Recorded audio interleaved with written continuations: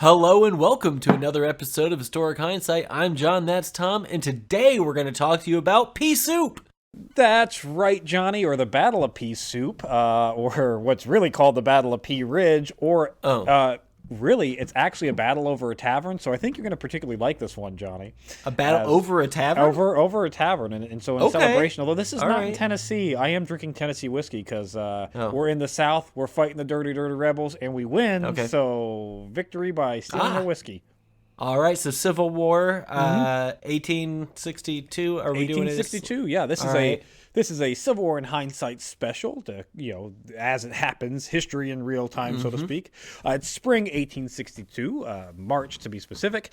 It's a part of Lincoln's War Order Number 1, where troops on all fronts have moved into Confederate territory, resulting in huge victories in Tennessee, Kentucky, and the Carolinas. We're now into Arkansas. Yeah, so this was the big turning point of the war that really just ended it, essentially, right? Because the war's over, 3 months from now?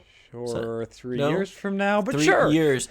Oh, yeah, okay. So we had all that going for us and still couldn't just put them away. Couldn't put it away, no. That's great. That's great, yep. So now this is a push into Arkansas? Yeah, this is a push to control Missouri specifically, and it's a push to, threaten more of southern positions, so going into Arkansas itself. Okay. And the odd way of that is most of the Confederate troops that still existed in Missouri went to the southwest corner. So in order to threaten them, we go into Arkansas. Gotcha.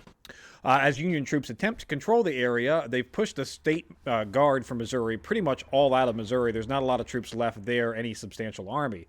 The Federal Army has moved southwest under Major General Samuel R. Curtis. Johnny, can you guess his occupation? Career military. Yeah, pretty much, yeah. Career military / civil engineer. He graduated from West Point, did a little bit of civil engineering, and then went back to career military. Yeah. Okay. He's moved into Fayetteville, Arkansas. Curtis is got a force of 10,250 men with 50 artillery pieces, and this is huge because these artillery pieces are going to come. They're really the focal show of this battle here. Confederate Major General Earl Van Dorn. He's going to try to repeal Curtis out of the area. Can you guess his occupation, Johnny? Trader bootlicker. Trader Brutal. Well, yeah, but he's a career military as well. Those are the only two occupation ones I'm going to have you do because they're the two main guys here. Two of the main generals taking part in this. So, so he is trying to push Curtis outside of Arkansas. He's got his Trans-Mississippi force, his Trans-Mississippi army of 16,000 men. So this is one of the rare occasions where the Confederates actually do outnumber the Union on the field. Yeah, including, this is really interesting, including 800 Indian auxiliary troops that are intending to engage Curtis. Yeah, they've allied themselves. Remember, the Confederates, a couple, like way back last year. They got some tribes. Got some Indian so tribes. So now they're fighting with them now. Yes. Huh. All right, so, don't like that. By March 1st, 1862, Curtis has realized that he doesn't really have enough reinforcements or supplies to extend his invasion much farther than he already has into Arkansas. So he basically, we got to Arkansas and, now what? We don't. That's it. And I don't have any reinforcements or supplies, so I kind of have to stay where I'm at or retreat. Yeah. He decides to stay where he's at, and he decides that's better than retreating, I guess. That's better than And he's going to set up defenses near Sugar Creek near Fayetteville, Arkansas. And his men begin working on entrenchments to defend from an attack which they think is going to come from due south. I do have to point out here, though, that the second in command of the Union forces is a Brigadier General Franz Sigel, who's very disappointed when he wasn't given overall command to do the invasion of Arkansas, and he threatened to take his whole German troops home, and that was pretty much half the force of the Union Army, so they're like, well, we don't want you to take how about second in command? Does that work? So they gave in to this petulant child's temper tantrum? Not quite. They did not allow him to be in full command. They gave him second command, basically command over one of the divisions. But then they also reminded him. Giving in. Johnny, they reminded him that he can't be full command because, remember when your German troops did that whole war crime thing? Yeah. In Missouri where they murdered unarmed, surrendered. They did do that. Yeah. Yeah. So we're not going to give you full command. That's fair. Sigel does agree to the second in command. Van Dorn himself realizes that the defensive positions of Sigel and Curtis are way too strong for a frontal assault, so he's going to split his army into 2 columns under General Price and General McCulloch, orders them to force a march north along Bentonville Detour on March 4th. This will be a 3-day hard march through freezing rain, and Van Dorn orders his supply lines to remain in place, knowing that they would just slow down the Confederate advance. So he basically tells everybody to pack in what they can carry. Yeah. For a 3-day march through the freezing rain. Freezing rain. Freezing rain in March in Arkansas? 10,500 guys. Yeah, freezing rain. That's unlucky. Johnny, it was 60 degrees last week in Indiana. I know. And that's now what I'm saying. Snowing. So that's what I'm saying. It's just unlucky. They They could have had a beautiful march through, but I assume it was God working against them. God's working against them. So they have limited food, limited ammunition on an already limited supply. So there's no chance that this is going to bite them in the ass in about 2 days. Good luck, boys. On March 6th, Curtis gets word of Van Dorn's movements via scouts and loyal Arkansonians who are like, "Yo, rebels are coming, guys." They're not coming from the south. They're going up north. Big line of them. Yeah, big line. Yeah. So Curtis is going to concentrate his outlining men behind Sugar Creek in preparation for this, northern attack, including troops under William Vanderveer, who are going to make a 42-mile march in just 16 hours. That's nearly 3 miles an hour in full kit with full supplies to reinforce his position. Non-stop. So that's 3 miles an hour non-stop. Yeah, non-stop for 16 hours. Yeah. Holy cow! They're booking it. Yeah. I mean, they're not going to have anything left when they get there. 20 miles in a day is what the average soldiers expected to march, and that's a good forced march. They did it, they did double that in 16 hours. So, holy cow! Yeah, that's something else. But this move is kind of mitigated because stupid Sigel is going to send 360 of his men west on a scouting mission, and they're going to be gone for the whole battle because they go too far west and can't come back. They just keep on. Hey, you know what? It's I think we might want to scout a little bit further. I hear some of the cannons going off back there. Yeah. There is a cavalry patrol that is going to be recalled though to kind of fill in this gap that has been created here by Sigel's idiocy. So there's a Colonel Schaefer who's of the 2nd Missouri Infantry who's going to be like, "Look, I see the gap. I'm going to go ahead and plug it without even being told by anybody to plug it. I'm just going to go ahead and plug it." Yeah, go be a hero. That's what we need. It's these 2nd Missouri boys who actually make the first contact with Van Dorn's troops because as they're going to plug in the hole, there are dirty rebels coming. Yeah, they saw the same thing there? Yeah, they do see the same thing. Sigel then, the 2nd Missouri boys warned Sigel like, "Hey, the whole Confederate army is they're right there and we're not in position yet, so maybe we want to pull back to better positions." But Sigel is very, very slow to respond, and Van Dorn's army actually nearly encircles his army before the fighting even really begins on the 6th. What? Yeah, before the fighting even begins. Just surrounds him, and then they're like, we got him right where we want him. Any direction we shoot, we're going to hit something. That's what you want, right? Yeah, right. So the first move in the circus that is the Civil War of the Battle of Pea Ridge, Confederate cavalry of the 1st Missouri, again, pay attention to where I can say cavalry, Confederate and Union a lot because there are Missouri troops on both sides fighting. Yeah. There are Missouri troops on both sides. So the 1st Missouri Cavalry, led by Elijah Gates, is going to encircle and capture an entire company of the Union 36 Illinois. They are only rescued, Johnny, when the 2nd Circus Act happens, when 600 troops and 6 guns under Sigel just happen to bump into them while they're redeploying. They wasn't planned. It wasn't like a rescue mission. They just moving to a different position. Guys. Hey, there's rebels. Hey, you got a couple of our guys. Why don't we go ahead and rescue them? Hey, you wanna rejoin us? It'd be great. The next circus comes when the Confederates plan to have General McIntosh envelop the northern line of Sigel's troops while Gates seals up the trap from the south. But the timing is everything in this move. And once Sigel reaches Curtis's main lines, that throws won't everything work. off. And the problem here comes with Confederate General McIntosh accidentally misreading a map and has his troops 3 miles north of where they were supposed to be. God damn. Oh, come on. And by the time just went the upside down map. I mean, but it happens. It's probably poorly drawn. It probably was poorly drawn. To be fair. By the time he corrects this mistake, Sigel is actually gone, already into his new position, leading to a very, very fruitless charge on what they think is just a rear guard, random Union Company, small ransack troops. Yeah. But they run smack dab into Sigel's main defensive line. In a charge. You're just... Yeah, imagine like 50 dudes running up to what they think is 10 dudes, and all of a sudden there's 1,000 dudes, and they go, shit. Mm-hmm. Well, this leads to 10 Confederate dead, 20 wounded, and no Northern casualties in that charge. So, oops. Yeah, that didn't go well for and that's him. the first day of the first day of the battle that we got there on March I mean, 6th. God, what a clusterfuck.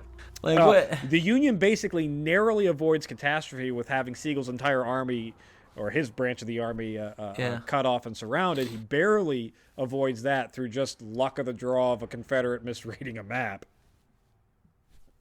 You got to get lucky sometimes. You got to get lucky sometimes. By the night of the 6th, Head General Curtis of the Union forces, he's got 2 defensive lines, one along the bluffs overlooking Sugar Creek, which is his southern approach, and his second northern line, which is basically Sigel's line, which runs across a telegraph wire road near Elkhorn Tavern. So drinks on the Union boys, Johnny.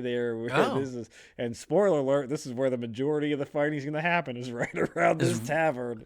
When everybody's gathering at the tavern at all hours, that's, I suppose, it's going to cause give more likelihood for some sort of confrontation. Right. Van Dorn is still attempting to make passage through the Bentonville detour and attack the western portion of Curtis's line. That's his goal here. Yeah. But Curtis is already having his men fell trees and obstruct the road's movements as much as they possibly can. So they know where they're coming from. They know what their direct path is. We'll obstruct Make it hard on him. Make it as hard as possible for him to get up here. The plan on the 7th is for Confederate forces underneath Price and McCulloch to reach and attack at Cross Timber Hollow by dawn, but only Price is actually able to make it that far with all the obstructions, and McCulloch was instead ordered to attack Ford Road and attempt to push on to Elkhorn Tavern and meet Price there. Okay. Union forces see these movements. I mean, there are a lot of woods and trees and stuff around, but they're able to see and read the movements, again, thanks to friendly Arkansonians telling them what's going on. Oh, that helps. Is this also due, like, what is the kind of topography in this? Are they up in hills? Yeah. So they can find high points and they can kind of see. Yeah, and the Union has a lot of high ground of that many troops. I mean, it's going to be. The Union has a lot of good high ground here. The attack was supposed to begin at dawn, but was delayed a little bit because of the trees. Troops weren't moving as good. Yeah. Yep. Curtis, seeing all these movements, is going to order one of Dodge's brigades of his 4th Division to reinforce Elkhorn Tavern, but Dodge disobeys this order because he's worried about the Union rear and instead sends that brigade to Pratt's store, which is where Curtis's headquarters are, and Curtis is left with the guy like, what are you guys, you're supposed to be over there. What are you doing over here? So, again, Union buffoonery going on. Follow orders. Right? Like, you're going to screw things up if you're like, oh, no, I know I got the order, but I think that I would be better used here. It's like, trust the process. What are you doing? At 9:30 in the morning, Confederate General Price makes contact with Union forces near Cross Timber Hollow, just outside of Elkhorn Tavern. Okay. Hearing gunshots and seeing that Curtis was like, hey, your guys are in the wrong spot, Dodge finally starts moving his troops to where they were originally ordered to go. Oh, how about that? What? But instead of Price charging Curtis's lines here at Elkhorn Tavern while he has a numerical advantage, overwhelming them, which would have been an easy thing to do, Van Dorn orders Price to move cautiously because he doesn't know what he's facing, I guess. It's just one of these odd, perplexing luck of the draw that the Union got from a buffoon, dumb movement on the Confederate side. Yeah. Van Well, I Dorn mean, nobody knows what they're doing in this war. That's been well Yeah. established. So Van Dorn is going to order his 21 Confederate guns to concentrate on the Union guns near Elkhorn Tavern. But instead of dislodging the Union guns, and instead of attacking against the inferior numbers, by the time these guns get into place to actually open up on the Union guns, they're going to be met by General Carr's men that were marching down the hill at the same time that Price's men were coming up. And So they just kind of meet him in by the middle surprise. and- Yeah, it's like Price was trying to do a charge on Curtis's lines, and General Carr comes down the hill at the same time, and this And is he has a high ground. Carr's men are going to have a really hard fight ahead of them. This is where the majority of the casualties are going to take place on the Union side, is right During outside this Elkhorn battle? Tavern, underneath Carr's forces. The Union countercharge actually does overwhelm Price's forces, surprisingly, even though they're superior to his. It just kind of caught him by surprise. Yeah. Well, and they're coming. I mean, they're coming down, right? Yes. So that's easier. Yeah, But you would these numbers imagine. eventually do turn back into Price's favor, where he's able to counter the countercharge and start to push Carr back to Elkhorn Tavern. So Okay. there's only so much you can do against superior numbers, even though the Confederates Yeah, have you're gonna- worse yeah, equipment. eventually- I mean, if you're outnumbered 3-1, things are going to go a certain way. Yeah. While all this is going on, the battle over by Elkhorn Tavern, Confederate General McCulloch's forces at 11:30 a.m. are finally going to get into the battle. McCulloch's troops, which are largely Choctaw, Chickasaw, Cherokee Indians, Cherokee people, they're going to begin attacking near Leetown.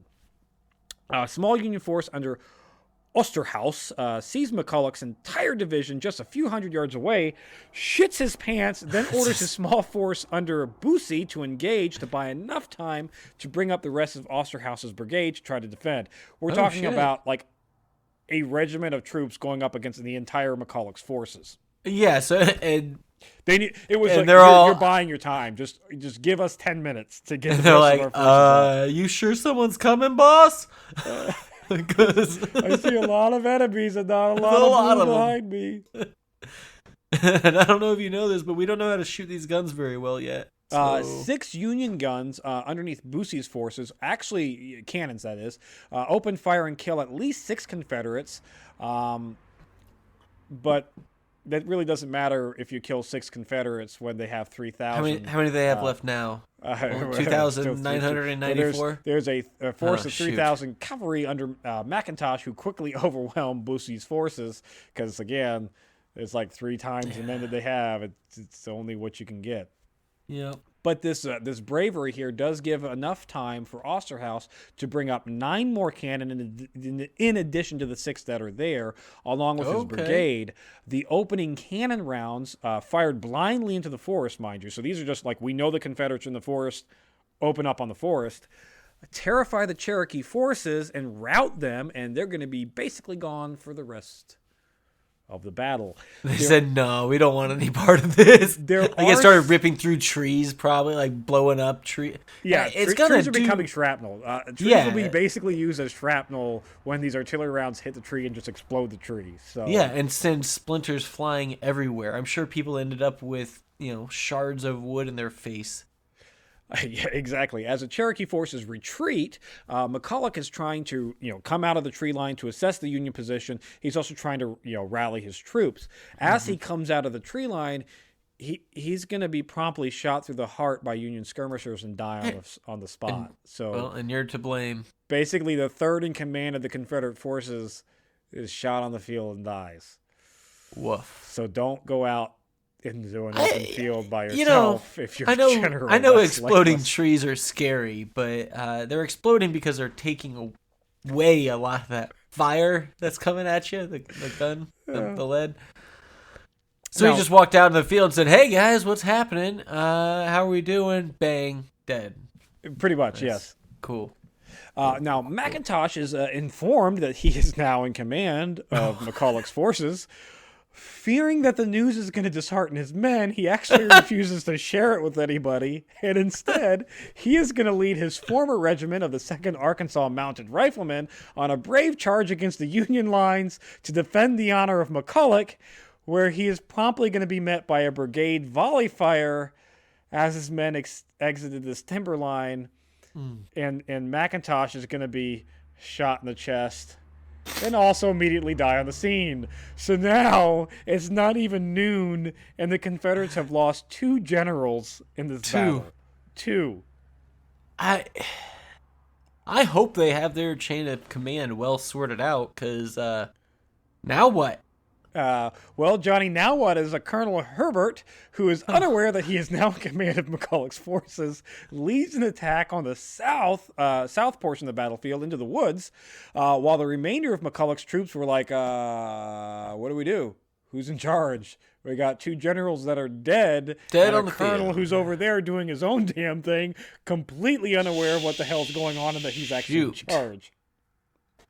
It's a tough situation to be in. I'd retreat if I were you all. Give up. Yes, and while this decision is trying to be made, Herbert's attack is going to be stopped by a Colonel Jefferson Davis, not to be confused with Traitor President Davis. These are 2 different people. This is I thought maybe he was leading his own men. Who's just going to happen upon Union guy. Herbert as he's going to reinforce Elkhorn Tavern. So we got Colonel Jefferson Davis, who's going on to the other side of the battlefield to try to reinforce that, and just happens upon Herbert's forces. Like, well, might as well fight here. They're here. Okay. Yeah. A combination of somehow effective blind artillery fire into the woods, the 2 dead Confederate generals destroyed the morale of McCulloch's entire force, which, yeah, that would do it. And so that force is going to withdraw to 12 Corners Church, which, by the way, Johnny, is actually still standing today. What? So that's, it's kind of a cool... After all this? Yeah, after all this, it's still there. Huh. While Must all be like this the is oldest going building on, in America. and the Confederates are kind of doing a organized withdrawal, or at least McCulloch's forces are doing a organized withdrawal. Herbert is going to get himself lost, and then a small group of Confederates with him will be captured, thus affecting his part of the battle here. And so now we have 2 dead Confederate generals and a captured Confederate colonel. Now, effectively, the entire force of McCulloch has been rendered useless. they're on home turf. Yeah, they're on home turf, and he got lost. And they got lost. Like, that's supposed to happen to Union soldiers. They don't know how to navigate the woods or swamps or whatever the hell Arkansas is made up of. But no, it's a lot of happening clay to them. down in Arkansas. My wife's from Arkansas. Clay? So a lot of clay. Yeah? Yeah, a lot of red clay. Well, it must get confusing. It must get confusing. Seeing all that. All that red clay looks alike. So effectively, at this point in time, at 3:30 p.m., McCulloch's forces on his end of the battlefield are done, muted. Yeah. Battle over there. By 2 p.m., back over in Price's forces, Price realizes that McCulloch's not coming. He's like, well, they're not linking up with us here at Elkhorn Wonder Tavern. what happened here. I tried to get a message to McCulloch, but he's not answering. His phone's on vibrate. Somebody tell him to pick up. It's going straight to voicemail. Seeing the desperate situation, Henry Little, who's a under officer of Price, is going to move his 1st Missouri Brigade up the hill near the tavern without orders and begin making progress into Union positions. He's like, well, we can't just stand here and do nothing and wait for people who aren't coming. I'm going to take the matter in my own hands and attack. I mean, at this point, somebody needed to. Price himself is going to be wounded, but he's going to maintain on the field. He's not dead. He's going to maintain on the field. While Van Dorn himself, the head commander of the Confederates, is going to take personal command of what's left of McCulloch's, forces, which is Okay, so somebody much. finally... Yeah, Van Dorn, head guy, is going to take over McCulloch's forces. Yep. But Carr, the Union General Carr, is not going to give up. He's going to continue to fight, despite himself being wounded multiple times. Carr's been wounded 3 times specifically, shot in the ankle, shot in the arm, and shrapnel to the neck. But he's refusing to leave the battlefield, Johnny. He's still there. He's still on his horse. He's still commanding. He's still doing what he needs to do. In 1894, how much cocaine did we give him? Probably a lot. In 1894, he's actually going to be given retroactively the Medal of Honor for this action. Was he dead by then, deserves. I don't. Was he able to receive I didn't look that up. I just know that it took till 1894 for him to actually get the Medal of Honor. Which, by the way, at this point in time in history, they were giving the Medal of Honor out for like nothing. So Yeah. Well. this is actually deserved. Like, he was wounded 3 times and stayed on the battlefield. It's his forces fighting that actually maintained the stability on this field for the Union forces. I mean, he's out there like a coked up Rambo going wild. Carr is going to be aided by some reinforcements from Curtis's headquarters, those being Dodge's forces. By 4:30 p.m., Confederate numbers proved to be too much for Carr, and his forces have to withdraw south of Elkhorn Tavern and give the tavern over to the Dirty Rebels. So I guess they can now enjoy some whiskey while this battle ensues. Maybe that's a heady play. However, the Union forces are going to be saved by Union artillery that's going to mass and halt the Confederate advance at Rudick Field. And at this point in time, in face of very, very strong Union artillery, and realizing that they are running low on ammunition, and realizing that they don't have any supplies nearby, the Confederates kind of have to stop for the evening. The Union forces underneath Curtis are going to try one last brave countercharge at 6:30 p.m., but it's ineffective because, it's kind of dark at 6:30. It was probably stupid for you to start then, and it's definitely dark by 7, so... Yeah, what are you doing, bud? Too dark to see, so they stop. Right? Yeah, it'd be too dark to see, so we stop. Yeah. By the end of the second day of fighting here on the 7th, Confederates have 2 generals killed, a Colonel Herbert captured, a 3rd general wounded.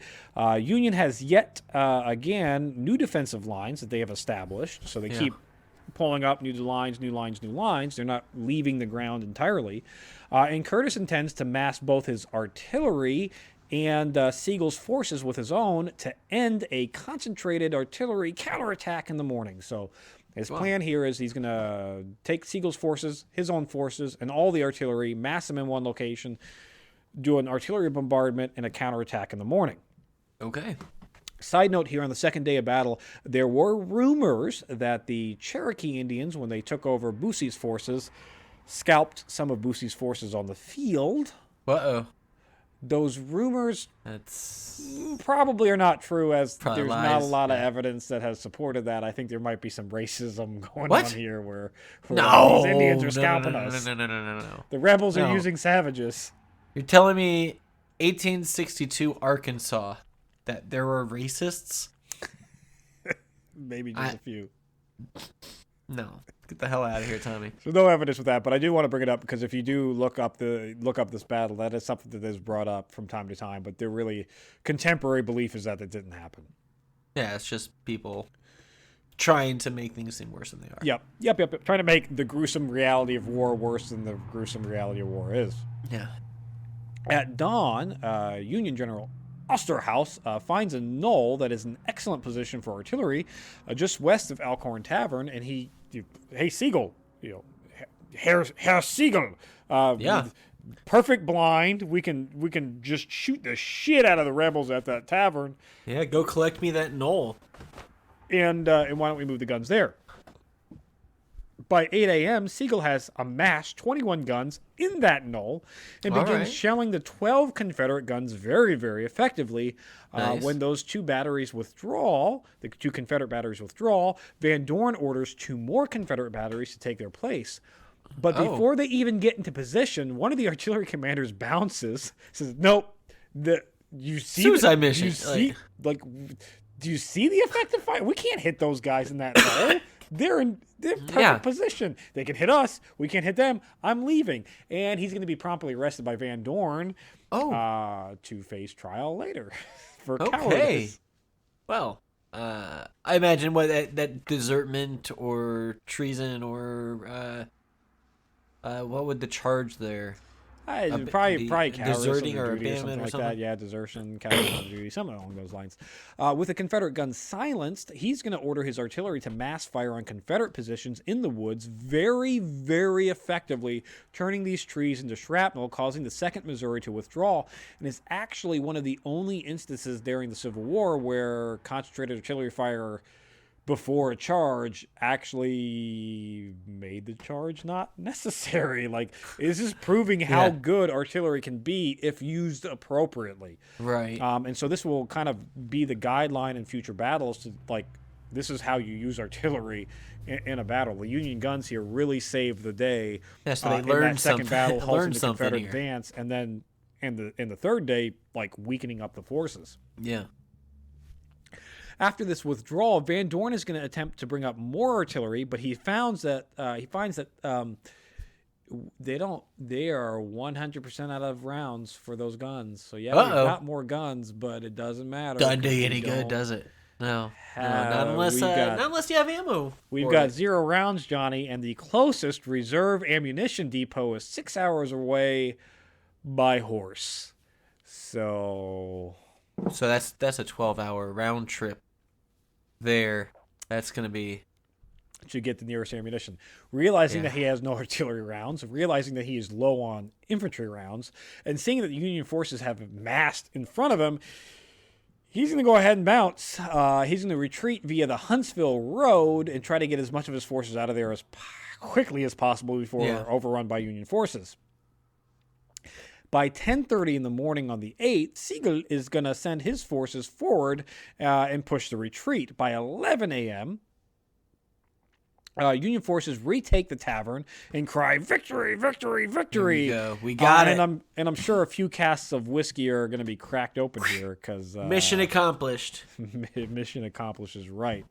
But the victory here is a little hollow, though, Johnny, because Curtis thinks that Van Dorn is going to retreat via the Cross Timber Hollow Road and sends his forces there to cut him off. But Van Dorn went down the Huntsville Road, and they were able to escape. But I do give credit for Curtis, because at least Curtis is pursuing the Confederates. He didn't just stop at taking the tavern. Yeah, he didn't. He got a 50-50 shot there, right? Like 50-50 shot. Go just one of those roads. He picked the wrong one. Yeah, I picked the wrong one. Just didn't Unlucky. quite happen to get there. So that effectively ends the Battle of Pea Ridge, which is actually one of the largest battles in the West, and the largest battle in the West up to this point. Casualty report, Johnny. We got our aftermath report. Right. Casualty report. So, of the Union, 10,500 engaged, 203 will be killed, 980 will be wounded, 201 missing, and most of those losses actually come from Carr's 4th Division that lost 682 combined casualties on their own. Yeah, they took the brunt that's of this. over half, right? Yeah, that's like 2/3 or so of the total casualties. Yeah, they took the brunt of it. Yikes.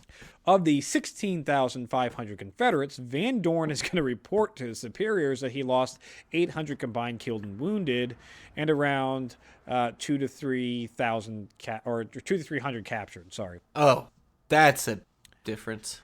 Yeah, 200 to 300 captured. Yeah, that's a big difference. And those numbers are complete and total bullshit, as Union reports have it doubled nearly 2,000 total casualties between wounded, killed, and captured. But we don't know the specific Confederate numbers because Van Dorn they're is making stuff up. Yeah, Van Dorn is flubbing his numbers, and the Union don't have. They didn't go specifically like count the bodies on the field. Sure, right now. Contemporary reports have about 2,000 be, casualties total. But the Confederates lying about the casualty report, that's got to be a morale thing. Like, the morale has to be waning at this point in the war for them. It is very much waning for the Confederates, they can't be reporting huge numbers, so they got to try to temper some of the bad news, I guess, that they have to deliver. Well, it's hard to temper that bad news, Johnny, because more importantly than the 2,000 casualties that are actually on the field, the Confederates are going to lose General McCulloch, General McIntosh. That's a kick in the pants for morale right there. Yeah, it's worse than that, Johnny, because they lose General McCulloch, General McIntosh, and General William Y. Slack is going to be mortally wounded and die later. Jeez. So 3 generals gone. General Price is wounded and needs recuperation time. Colonel Herbert is captured along with Colonel Benjamin Reeves, who's mortally wounded and will die later after the battle's over. So 3 generals dead. That's bad news. A colonel dead, a general wounded, and a colonel captured. Give up. Oh, I forgot to mention, there's also another colonel that was captured as well. So 2 captured colonels, a wounded colonel, wounded general, 3 dead generals, and dead colonel. This is for the Good night, hierarchy command in Confederacy. the West, this is a devastating. I can't. Yeah, that's tough. And this is one of those battles that you don't hear about much in school, and I don't know why, because this is actually very devastating. Like, this effectively ends the campaign in Missouri for all practical purposes. This after is this what battle's gives over, the Union. the Union has control of Missouri They never and lose that far, over. basically the Yeah. far west minus the territory regions. So Yeah. it also proves how effective artillery concentrated fire can be, and how important artillery will be in the future battles or future wars, for that matter. Yeah.